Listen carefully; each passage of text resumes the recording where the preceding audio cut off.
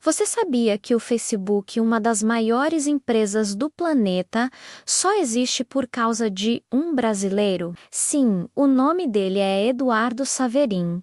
E a história que você vai conhecer agora parece até roteiro de filme. E foi mesmo, porque virou um. Mas o que pouca gente sabe é que por trás da fama e da fortuna do Facebook existe uma história de amizade, traição e inteligência que mudou a internet para sempre.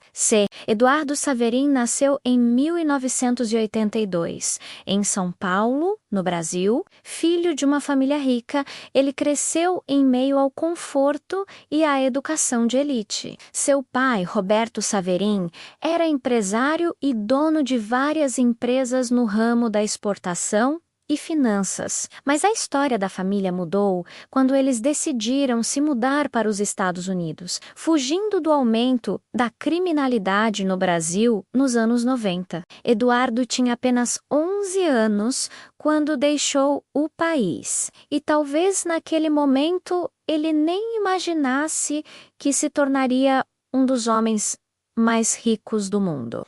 Nos Estados Unidos, Eduardo estudou em colégios particulares até ingressar na Universidade de Harvard, uma das mais prestigiadas do planeta. Lá, ele era conhecido por ser inteligente, reservado e excelente com números. Ele se destacou no clube de investimentos e chegou até a ganhar dinheiro apostando em mudanças de preços no mercado de petróleo.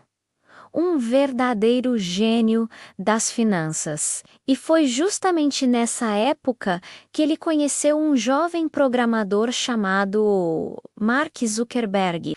Zuckerberg era o oposto de Eduardo. Enquanto Eduardo pensava em números e estabilidade, Mark pensava em códigos e inovação. Eles se tornaram amigos e começaram a conversar sobre um projeto que permitiria conectar estudantes de Harvard em uma plataforma exclusiva. A ideia parecia simples, mas o potencial era gigantesco. Eduardo acreditou em Mark e decidiu investir seu próprio dinheiro no projeto menos cerca de $1.000, o que na época era uma quantia considerável para 2 estudantes universitários.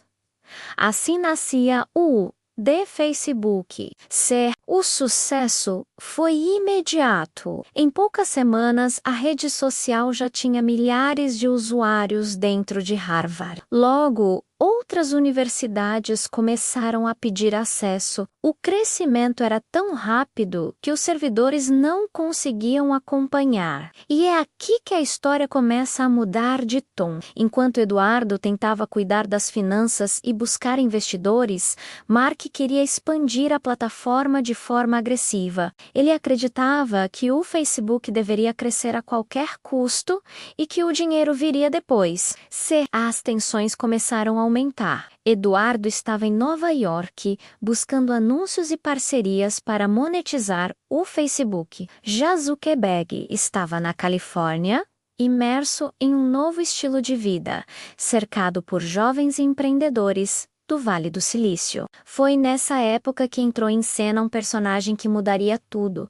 Sean Parker, cofundador do Napster. Parker encantou Zuckerberg com sua visão de expansão global e sua experiência com startups. Mas, ao mesmo tempo, ele via Eduardo como um obstáculo.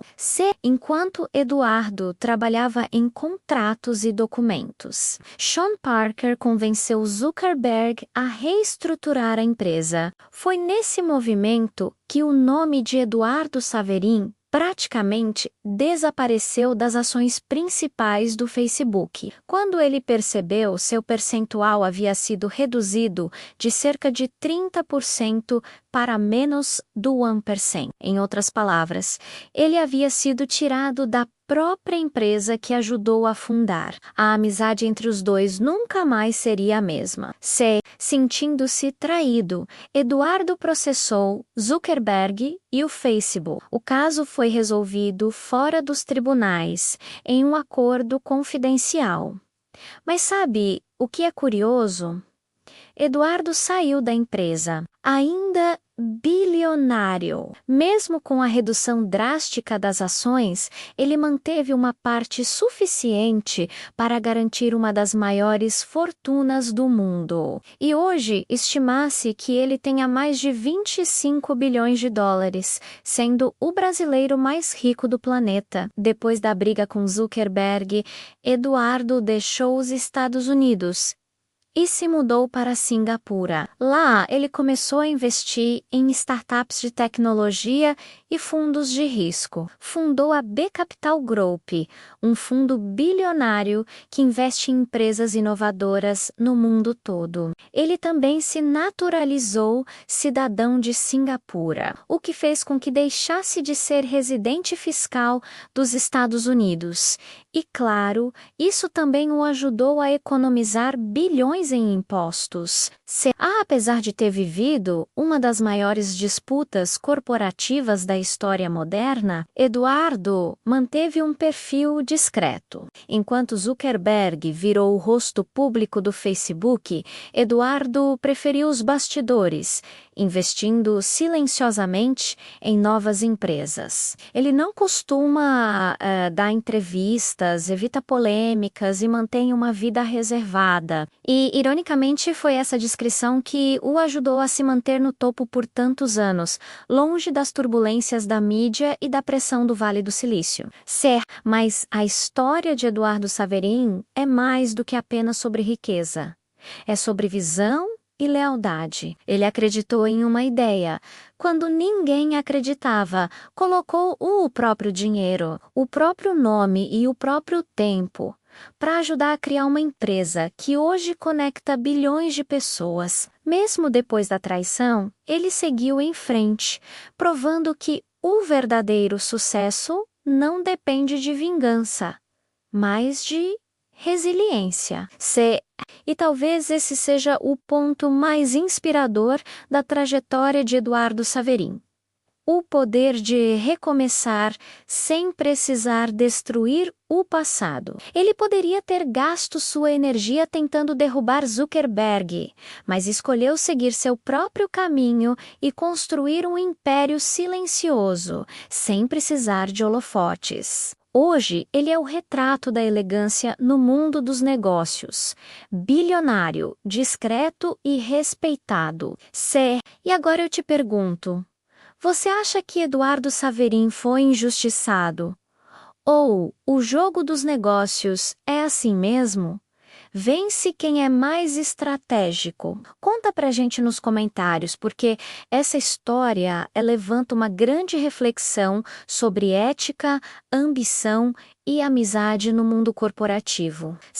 E se você gostou desse vídeo, já deixa o like, se inscreve no canal, ativa o sininho e compartilha com aquele amigo que ama histórias de sucesso, traição e superação. Aqui, você sempre vai descobrir os bastidores dos impérios e as lições que os grandes nomes do mundo dos negócios deixaram. Até o próximo vídeo e lembre-se, nem sempre quem aparece na frente é quem faz a história acontecer. Às vezes o verdadeiro gênio está nos bastidores, mudando o mundo em silêncio.